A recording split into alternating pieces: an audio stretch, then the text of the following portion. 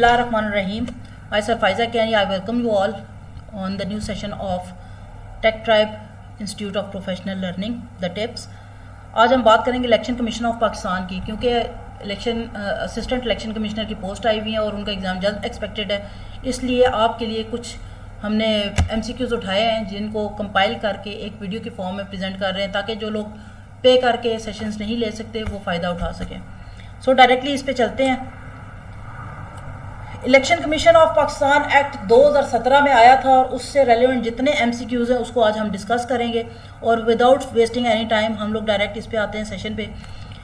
Question number 1 is when was the election amendment bill 2024 passed by the senate. कब ये bill pass हुआ था? Amendment bill basically, क्योंकि original bill आया था 2017 में और इसमें फिर तरमीम आई थी 2024 में, ठीक है। और एग्जैक्ट डेट इसकी क्या है?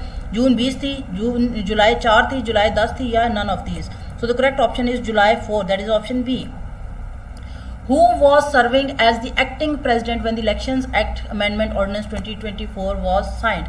जब ये ऑर्डिनेंस साइन हुआ था तब हमारे पास एक्टिंग प्रेसिडेंट कौन थे, मतलब प्रेसिडेंट जो ओरिजिनल हैं उनकी गैर मौजूदगी में या उनके इलेक्ट ना होने की ज़रूरत में कौन उसकी जगह पे ड्यूटीज़ निभा रहा था। So the correct option is option D, Yusuf Raza Gilani. Who signed the Elections Amendment Bill 2024 into law?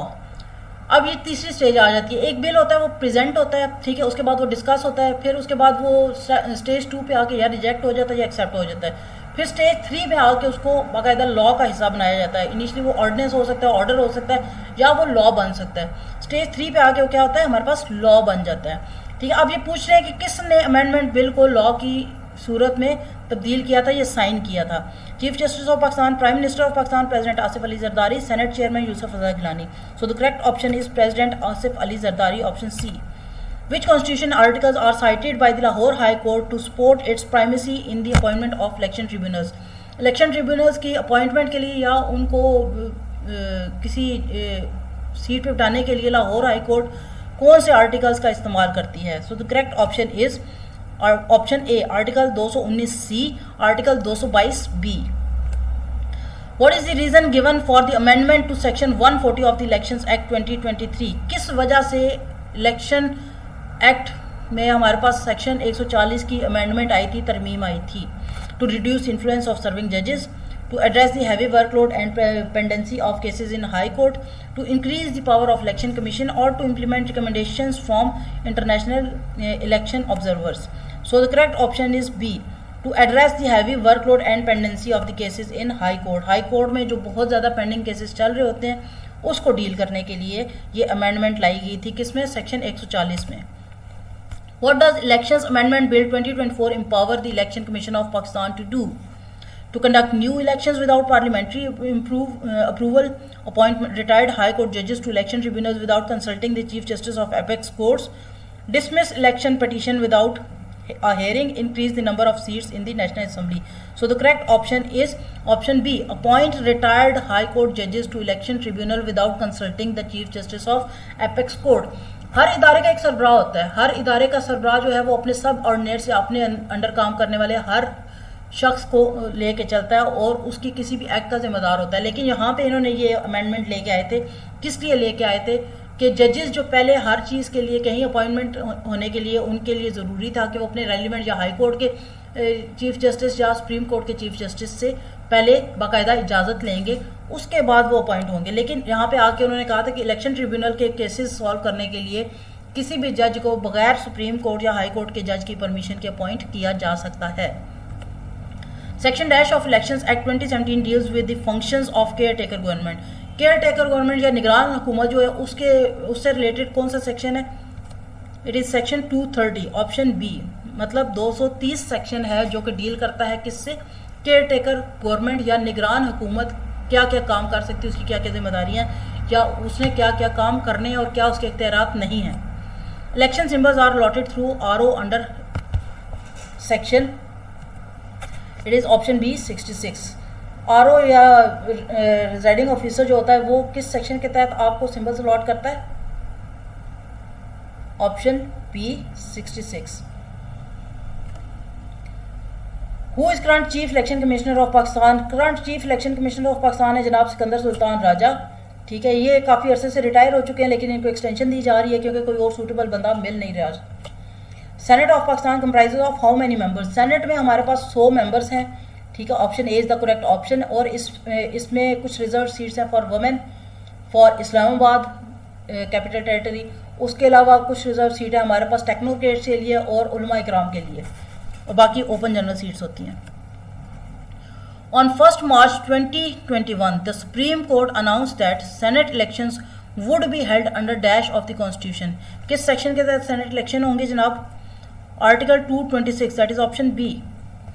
Under the article 244, who serves as PM unless caretaker PM is elected? कौन पीएम की पोस्ट पे जाएगा? PM, option A. General elections result should not be later than 14 days. कोई भी general election होते हैं उनका नतीजा मैक्सिमम 14 दिन के अंदर अंदर आ जाना चाहिए, उससे ज़्यादा डिले काबिल कबूल नहीं है। Voter day is celebrated every year on dash by election commission of Pakistan. Option A 7 December is the right option. Current CEC chief election commissioner Sikandar Sultan Raja is dash election commissioner of Pakistan. ये कौन सा नंबर के election commissioner है जनाब हमारे पास? Option A 18th, या 18वें election commission chief election commissioner है पाकिस्तान के। For the appointment of chief election commissioner his age must be not more than, एक बंदे को जब आप इलेक्शन कमिश्नर का चीफ लगाते हैं तो उसकी मैक्सिमम एज कितनी होनी चाहिए? 68 years. The senate has not to have a vacant seat more than, senate में कोई भी एक सीट जब खाली होती है किसी मेंबर के फोत होने की सूरत में, किसी मेंबर के रिज़ाइन कर देने की सूरत में, किसी मेंबर के डिसमिस हो जाने की सूरत में या हटा दिए जाने की सूरत में, कितने दिनों तक मैक्सिमम सेनेट की सीट जो है वो खाली रह सकती है? It is 30 days. 30 दिन के बाद वहाँ पे सीट किसी न किसी को ज़रूर एलोकेट हो जानी चाहिए। Under the constitution of 1973 part 8 chapter 2, if governments tenure completes election should be held with in, अगर किसी हुकूमत का टेन्योर ख़त्म हो जाता है, पूरा हो जाता है, मतलब 5 साल कंप्लीट हो जाते हैं, जो कि अगर आप हिस्ट्री देखें तो अभी तक कभी पूरे नहीं हुए, और तो यहाँ पे क्या होगा? सॉरी, पीएम का कभी नहीं पूरा होगा। अगर किसी भी हुकूमत का टेन्योर पूरा हो जाता है, 5 साल पूरे हो जाते हैं, तो आपके पास कॉन्स्टिट्यूशन 1973 का जो आईने पाकिस्तान है उसके पार्ट नंबर 8 में चैप्टर नंबर 2 क्या कहता है? कितने दिन के अंदर अंदर आपने इलेक्शन करने हैं? 60 डेज, यानी 2 मंथ्स के अंदर अंदर। Option B is the right option. Under the election constitution of 1973 part 3 chapter 2, if a government dissolves election should be held within, देखिए पीछे क्या था, हुकूमत का टेन्योर पूरा हो जाता है तो आपने 60 दिन के अंदर अंदर इलेक्शन करने हैं, लेकिन अगर एक हुकूमत गिरा दी जाती है, डिसॉल्व कर दी जाती है, तो कितने दिन के अंदर अंदर इलेक्शन होगा? Option B 90 days is the correct option. अब यहाँ पे ना आपने डिफरेंस देखना है कि 60 दिन के अंदर अंदर होगी जब हुकूमत का टेन्योर पूरा होता है, और कितने दिन के अंदर ये कंप्लीट होगा जब अगर हुकूमत गिराई जाती है, तो 90 दिन के अंदर, यानी कि 3 माह के अंदर अंदर नए इलेक्शन होंगे। ECP finalized the appointment of caretaker PM under Article 244. If PM dies before appointing caretaker, the President allows ECP for this act. Dispute between PM and opposition on a single nominee, none of these. इसमें क्या है जनाब? कब caretaker PM आएगा? जब dispute between PM and opposition on a single nominee. ECP कब finalise करेगा? वैसे तो ये होता है कि आपस में ही इन्होंने बैठ के मेल बांट के इसको करना होता है, लेकिन अगर प्राइम मिनिस्टर और ऑपोजिशन के तरफ से किसी एक शख्स को नॉमिनेट करने पे आ जाता है इशू, तो फिर ये इख्तियार चला जाता है इलेक्शन कमीशन ऑफ पाकिस्तान के पास कि वो केयर टेकर प्राइम मिनिस्टर को अंडर आर्टिकल 244 फाइनलाइज कर सकता है। Chief election commissioner takes oath by, इनका हलफनामा कौन लेता है जनाब? The chief justice of supreme Court. ठीक है, प्रेसिडेंट भी नहीं लेता, प्राइम मिनिस्टर भी नहीं लेता, और कौन लेता है? Chief justice of supreme court ही इनका हलफ लेते हैं चीफ इलेक्शन कमिश्नर का। General recruitment for being a chief election commissioner is a technocrat, a जज of supreme court, senior official retires on BS 2022, any of from the above. अब जनाब जो चीफ इलेक्शन कमिश्नर होगा उसके लिए basic requirement या eligibility criteria क्या है कि या तो वो टेक्नोक्रेट हो, ठीक है, या सुप्रीम कोर्ट का जज हो, या कोई सीनियर रिटायर्ड ब्यूरोक्रेट हो, मतलब 22वें स्केल का कोई शख्स हो, ग्रेड से रिटायर्ड बंदा हो या इनमें से कोई भी हो सकता है। सो the correct option is option D, any of the above, यानी कि वो टेक्नोक्रेट भी हो सकता है, सुप्रीम कोर्ट का जज भी हो सकता है, सीनियर ऑफिशियल भी हो सकता है। Provision of public meetings during certain period is mentioned इन, एक मखसूस टाइम पीरियड होता है, ठीक है, इलेक्शंस के दौरान या इलेक्शन से पहले या जिसके दौरान ना किसी किस्म की मीटिंग नहीं रखी जा सकती आम पब्लिक या जनता के साथ। कौन सा सेक्शन है जनाब हमारे पास? Section 182 option A. Adversely affecting the interest of candidate is mentioned in section 179 option A. Interference with the secrecy of voting is mentioned in, मतलब जो हमारे पास वोट है उसकी राजदारी को बरकरार रखने के में अगर कोई मुखल होता है, कोई इंटरफेयर करता है, आपके वोट की राजदारी को ब्रेक करता है या उसकी सीक्रेसी को डिस्टर्ब करता है, तो ये किस आर्टिकल के तहत डील की जाएगी?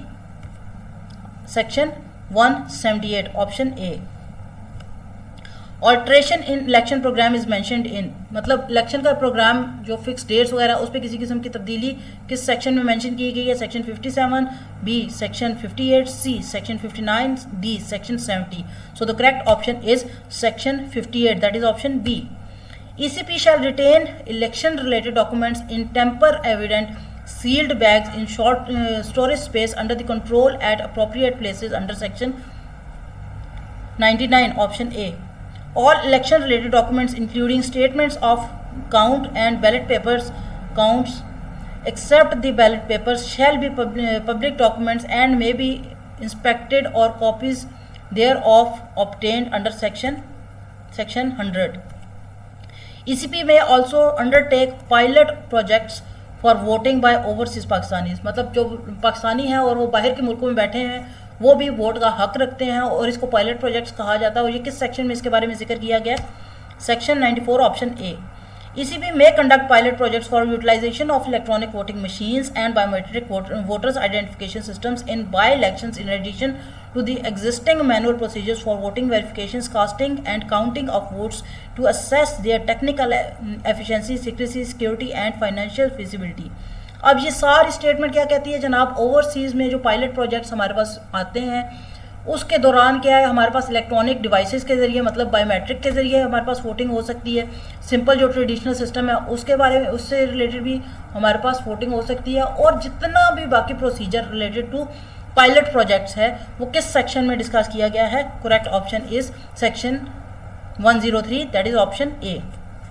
Election commission of Pakistan act 2017 का अगला क्वेश्चन है, a person with any physical disability who is unable to travel and holds a national ID card with a logo of physical disability issued by the National Database and Registration Authority NADRA may be able to cast their votes now by postal ballots।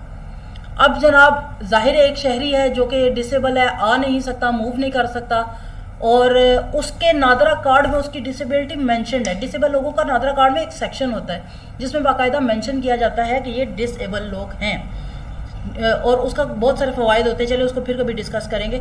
लेकिन अगर कोई शख्स disable है और उसके पास NADRA card मौजूद है जिसमें उसकी डिसेबिलिटी मेंशन्ड है तो वो बजरिया डाक अपना वोट कास्ट करने का हक रखता है। और इस चीज़ को किस सेक्शन में मेंशन किया गया है? Section 93। While scrutinizing a nomination paper, the recruiting officer shall not ask any question which has no nexus to the information supplied or received or objections raised by any person or tangible material on record। Section इसके लिए कौन सा relevant section है? Section 62 option A. If the victory margin between the returned candidate and runner-up candidate is less than 5%, the total votes polled over 10,000 voters, which is less, the returning officer shall recount all the votes on the request of the contesting candidate before commencement of the consolidation of the results। अब जनाब अगर दो candidates हैं हमारे पास, ठीक है, जो return candidate है जो ऑलरेडी था मौजूद था कैंडिडेट उसी को दोबारा वोट मिल रहे हैं और एक जो हमारे पास रनर अप है, एक मतलब कौन है जो कि सबसे ज़्यादा वोट हासिल करने वाला है और फिर हमारे पास दूसरे नंबर पे आने वाला है। अगर इन दोनों के वोट्स में सिर्फ 5% वोट्स का फासला है, फ़र्क है, ठीक है, तो हमारे पास लेट्स सपोज एक ने 100 लिए और दूसरे ने 105 लिए हैं, तो ये एक राइट है कि और अगर टोटल नंबर ऑफ वोट्स 10,000 है मिनिमम, 10,000 वोट, ये नहीं है कि 100 ही होंगे, तो किसी के पास 10,000 हैं और अगले के पास, दूसरे शख्स के पास 10,500 वोट्स आ जाते हैं, ठीक है, ये 10,050 वोट्स आ जाते हैं, तो क्या होगा, इलेक्शन कमीशन ऑफ पाकिस्तान जो है वो दोबारा से काउंट करेगा। ये किस सेक्शन के तहत होता है? Section 95, option B. In case of equality of votes between two candidates, दो लोगों के दरमियान जब वोट्स एक जितने हो जाएं, both will be declared returned candidates, दोनों को विनर करार दिया जाएगा, and each shell become member for half of the term of assembly. That is surprising कि देखें अब ये क्या कह रहे हैं, बड़ी मजे की बात हो रही है यहाँ पे, दो लोग हैं, दोनों ने एक जितने वोट ले लिए, अब यहाँ पे टाई आ जाती है, टाई आने की सूरत में दोबारा सारा प्रोसेस करने के बजाय उन्होंने बड़े मज़ेदार तरीके से उन्होंने कहा मिल बांट के खाओ, कि आप डिवाइड कर दिए जाएंगे, ठीक है। टेन्योर 5 साल का होता है, दोनों को विनर करार दे दिया जाएगा, दोनों को ही उन्होंने क्या कहना है कि आप दोनों ने एक आधे टर्म के लिए आएगा, आधे टर्म के लिए दूसरा आएगा, मतलब अगर 5 साल का टेन्योर है तो 2.5 साल दोनों सर्व करेंगे एक ही सीट पे, ठीक है।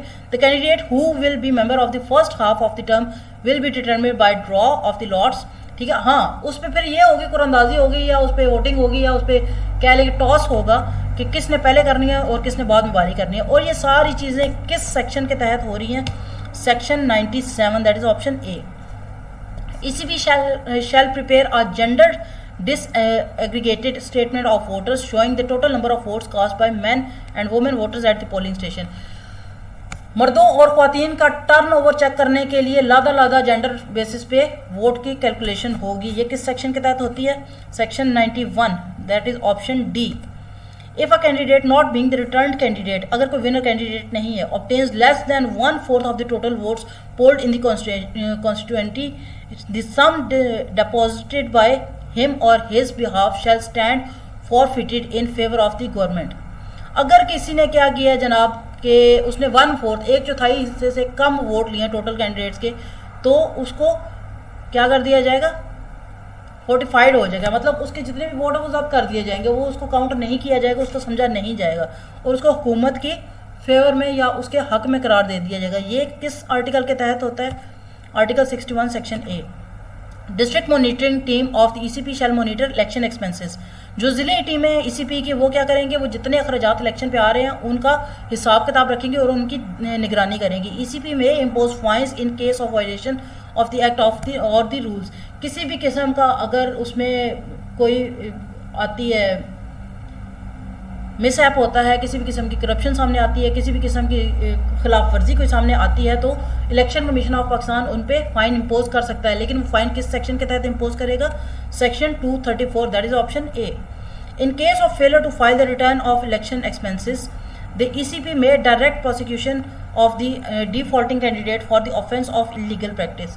अगर किसी ने इलीगल प्रैक्टिस की हैं तो ECP उसको कहेगा कि वो जितना खर्चा हुआ है वो उसको रिटर्न करे। अगर वो फेल हो जाता है तो उस पर इलीगल प्रैक्टिस का इल्ज़ाम लगेगा। इल्ज़ाम लगाने के बाद उसको बाकायदा लीगल कार्रवाई की जाएगी और उसको डिफ़ॉल्ट कैंडिडेट डिक्लेयर कर दिया जाएगा। अब ये किस सेक्शन के तहत हो रहा है? ये हमारे पास हो रहा है सेक्शन 174 एंड सेक्शन 183, मतलब option B. Return of election expenses shall be scrutinised by the ECB। Return of election expenses, जितने भी इलेक्शन एक्सपेंसेस हैं उनके रिटर्निंग जितनी होगी स्क्रूटनी, वो किस सेक्शन के तहत होती है? Section 136, that is option C. A candidate may file an election petition directly with election tribunal. कोई भी कैंडिडेट जो इलेक्शन लड़ रहा है वो इलेक्शन पिटीशन फाइल कर सकता है। किस आर्टिकल या किस सेक्शन के तहत करेगा? सेक्शन 142, ऑप्शन डी के तहत। The ECP may, in the consultation with the political parties, frame a code of conduct for political parties, contesting candidates, election agents and polling agents. The Commission may also frame a code of conduct for security personnel, media and election observers.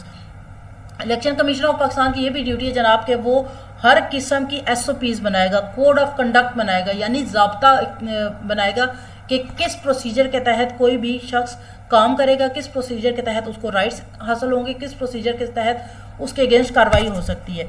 ये सारी चीज़ें ECP किस section के अंदर करता है? Section 233, that is option A. A political party shall submit to the ECP annual financing statement and list of donors who have donated rupees 1 lakh and above to the political party under section 211, that is option A.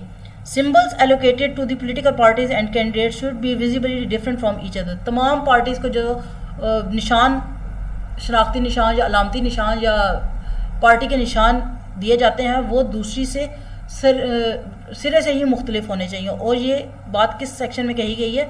Section 217, that is option A. If an enlisted political party fails to comply with the provisions of the act, अगर कोई भी party जो कि election commission act हमारे पास आता है उससे comply करने में या उसको फॉलो करने में फेल हो जाती है, it will be disentitled for allocation of symbol for the election. अगर वो SOP की खिलाफ वर्जी करती है तो उसको किसी किस्म का अलामती निशान नहीं दिया जाएगा। और ये किस सेक्शन के तहत होता है? Section 215, that is option C. The office bearers of a political party at the federal, provincial and local levels shall be elected periodically, provided that a period not exceeding 5 years shall intervene between any two elections.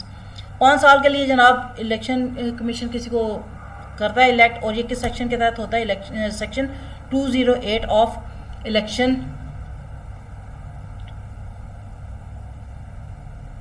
That is option B. ECP shall conduct awareness और media campaigns for registration of women voters and their participation in election. ख्वातीन को election में हिस्सा लेने के लिए, इंतखाबी मुहिम का part बनने के लिए और अपने अपने वोट देने के लिए कन्विंस करने के लिए मीडिया कैंपेन चलाई जा सकती हैं। इलेक्शन कमीशन अपनी जिम्मेदारी पे अवेयरनेस और मीडिया कैंपेन्स और उनके रोल की अहमियत उजागर कर सकता है। ये किस सेक्शन के तहत होता है? Section 12। If the variation in the number of men and women voters in a constituency is more than 10%, special measures will be taken by ECP to reduce such variations. अगर बहुत ज़्यादा तब्दीलियाँ आ रही हैं और वो तब्दीलियाँ जो है वो तकरीबन 10% से ज़्यादा आ रही हैं, ठीक है, तो फिर इलेक्शन कमीशन क्या कर सकते हैं? इनको रिड्यूस कर सकता है, ठीक है, स्पेशल एक्शंस ले सकता है, मेजर्स ले सकता है। किस सेक्शन के तहत ले सकता है? Section 47। ECP shall annually publish disaggregated data of registered men and women voters in each National Assembly and Provincial Assembly constituency, highlighting the difference in the number of registered men and women voters. Election commission of Pakistan की जिम्मेदारी है जनाब कि वो सालाना लिस्टें publish करेगा कि registered voters कितने हैं। मतलब क्योंकि सालाना नए लोग पैदा हो रहे हैं, नए लोग 18 साल की उम्र से एक्सीड कर रहे हैं, वो अपना शनाख्ती कार्ड बनवा रहे हैं, नए लोग हैं जो कि उसमें ऐड हो रहे हैं, बहुत सारे लोग हैं जो वफात पा चुके होते हैं, उनको बीच में से रिमूव किया जाता है। तो ये इलेक्शन कमीशन ऑफ पाकिस्तान की ड्यूटी है कि वो हर साल पूरा सर्वे करेंगे और सर्वे करने के बाद एक तो वो वुमेन और मेल और फीमेल वोटर्स को भी लादा करते हैं और उसके बाद ये भी बताते हैं कि कितनी तब्दीली आई, पिछले साल हमारे पास रजिस्टर्ड वोटर्स कितने थे और इस साल कितने वोटर्स हैं। ये सब किस सेक्शन के तहत इख्तियारात हासिल हैं इनको? सेक्शन 47।